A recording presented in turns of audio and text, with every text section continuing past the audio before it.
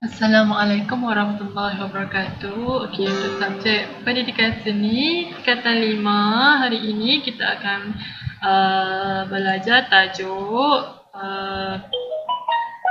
seni budaya lain. Okey, seni budaya lain, kalau kamu tengok buku teks kamu sebelum ni, kita berhenti takat tokoh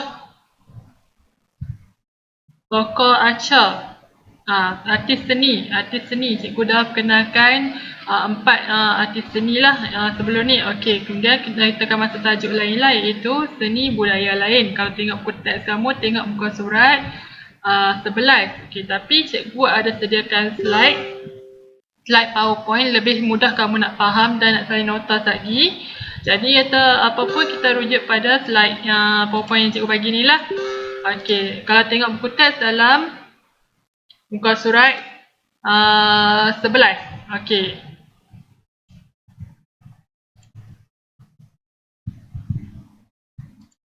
Surat 11. Okey. Kita masuk tajuk.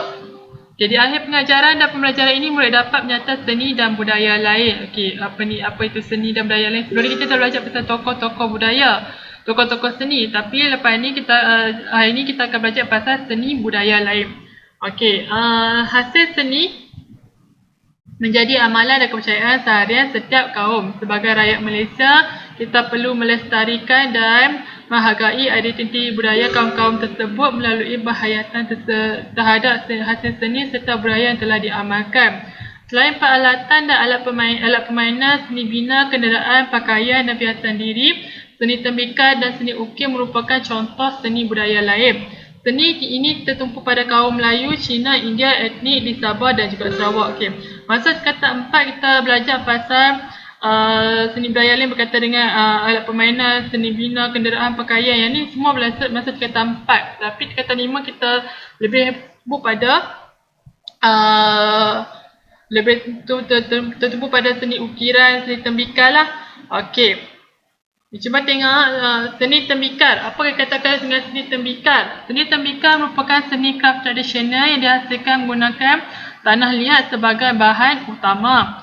Pada zaman dahulu, tembikar digunakan sebagai barangan kegunaan harian seperti bekas menyimpan air, makanan asas, peralatan memasak dan kelengkapan ritual.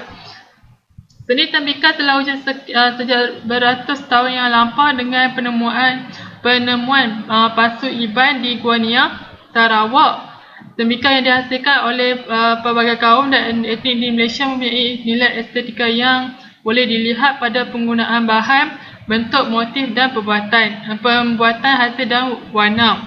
Antara tempat terkenal dengan pembuatan tembikar di Malaysia ialah Kampung Sayong, Kuala Kangsar, Perak, Kampung Mambung, Kuala Kerai, Kelantan, Kampung Pasir Durian, Kuala Tembeli, Pahang dan Kampung Alun Merah, Kedah. Okey, ini adalah tempat-tempat yang terkenal dengan pembuatan tembikar. Okey, pernah tengok tak tembikar ataupun pasu tanah liat? Tembikar ni macam-macam jenis lah. Ada yang bentuk macam labu, ada bentuk macam periuk. Kalau zaman dahulu, tembikar ni diguna untuk menyimpan air, masak dan sebagainya. Tapi sekarang kita dah tak pakai tembikar. Kita untuk simpan air kita ada takung kan. Tapi tembikar ni dia ada kelebihan dia lah. Kalau kita simpan air dalam tembikar dalam sayur ni, air tu jadi sejuk. Sebabnya tak perlu bubuh dalam air pun dah sejuk. Sebabnya jadi diperbuat pada tanah liat. Okay.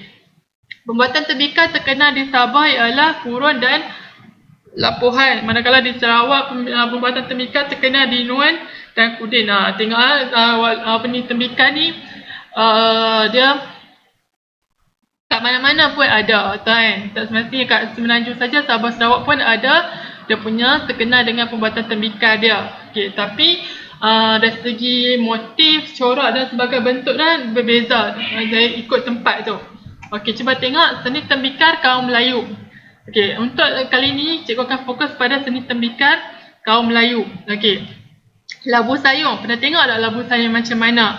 Okey, kalau kamu tak tengok nanti kita akan tengok. Okey, masyarakat Melayu terkenal dengan pembuatan tembikar tradisional. Tembikar masyarakat Melayu dikenali dengan nama yang berbeza-beza dan kebiasaannya mengikut nama tempat tembikar dihasilkan. Okey, tembikar kaum Melayu yang dihasilkan di Sayong, Kuala Kangsar dikenali sebagai labu sayong. Sebab apa dia nama labu sayong? Sebab dia berbentuk labu dan dihasilkan di nama tempat yang bernama Sayong, Kuala Kangsar. Okey, bentuk labu sayong diilhamkan pada buah labu. Labu sayong diperbuat daripada tanah liat dan kebiasaannya berwarna hitam atau warna asli tanah dan tidak bersepuh.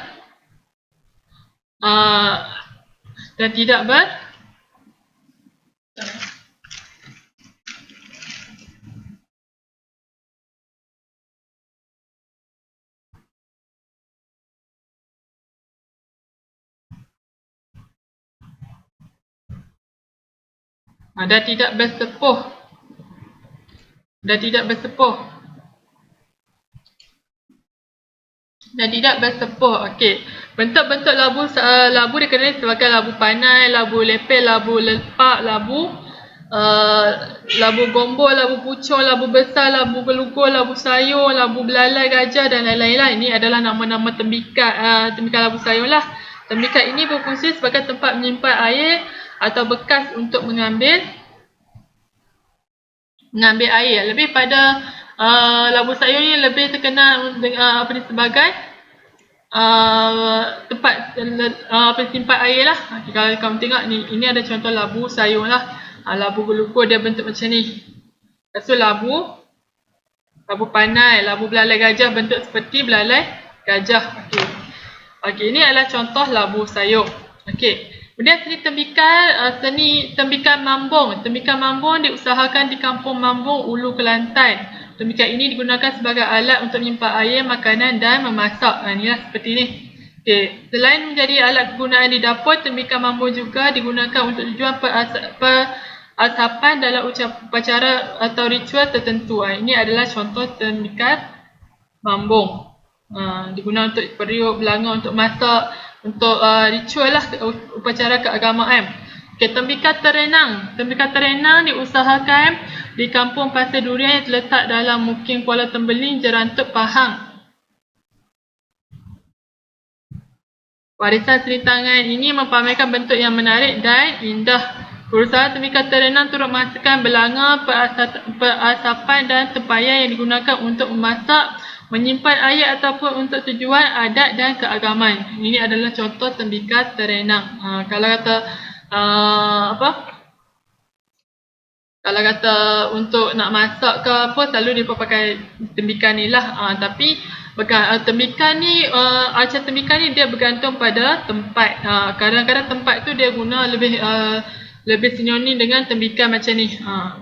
Dulu orang pakai macam ni lah, periuk. Orang tak pakai macam ni. Orang tak pakai dah sama ni.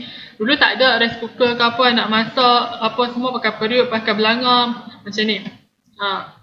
Okey, seterusnya kita tengok motif dan ragam hiasan.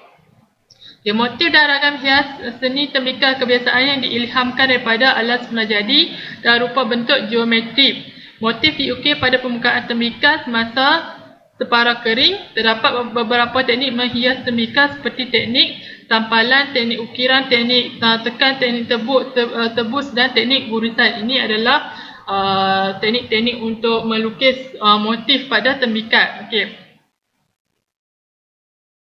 Motif ni bagi nak mencantikkan tembikar tersebut lah, bagi ada seni kan. Tak ada lah dia hanya semata-mata asas saja, tanah liat saja, tapi bila ada ukiran nampak lebih cantik. Okey, kita tengok contoh motif dia. Ini adalah contoh-contoh motifnya, iaitu bunga tanjung, bunga padi, bunga keduduk, bunga cengkeh, bunga lawang. Nampak tak? Kebanyakan motif ni adalah berbentuk berunsurkan alat semula jadi, seperti bunga cala, susu kelapa, semua berbentuk pada semula jadi. Okey. Teknik tembikar. Okey, teknik yang digunakan dalam penghasilan tembikar tradisional ialah teknik picit, teknik lingkaran, teknik kepingan, teknik lempak alin dan teknik acuan. Ini adalah teknik-teknik yang digunakan untuk membuat tembikar. Okey, kita tengok satu persatu teknik picit macam mana. Okey, proses membentuk tanah liat dengan cara memicit, mencubit dan menampal tanah liat mengikut bentuk labu yang hendak dihasilkan. Yang ni kita maksudnya kita picit, kita tampal. Maksudnya kalau nak hasilkan besar sikit, kita buat lagi besar kan. Okey, kemudian teknik lingkaran. Teknik lingkaran, tanah liat dibentuk seperti lingkaran-lingkaran yang punya saiz yang sama dan kemudian dicantumkan mengikut bentuk yang dikehendaki. Ini lingkaran. Okey. Teknik kepingan. Teknik kepingan, tanah liat dicanang dalam bentuk kepingan.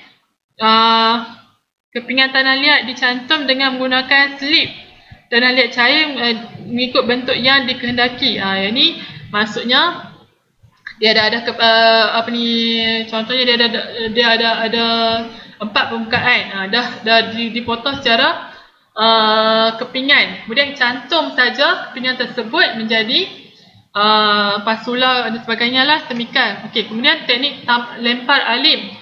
Lempar alim ni, teknik ini merupakan cara moden untuk menghasilkan tembikar. Mesin pemutar manual atau elektronik digunakan dalam proses membentuk tanah liat. Ini lebih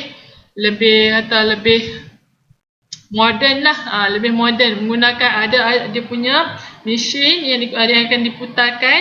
Kemudian mesin tu kita buat tanah liat, lepas tu kita bentuk lah. Okey, penjelasan kali adalah teknik acuan.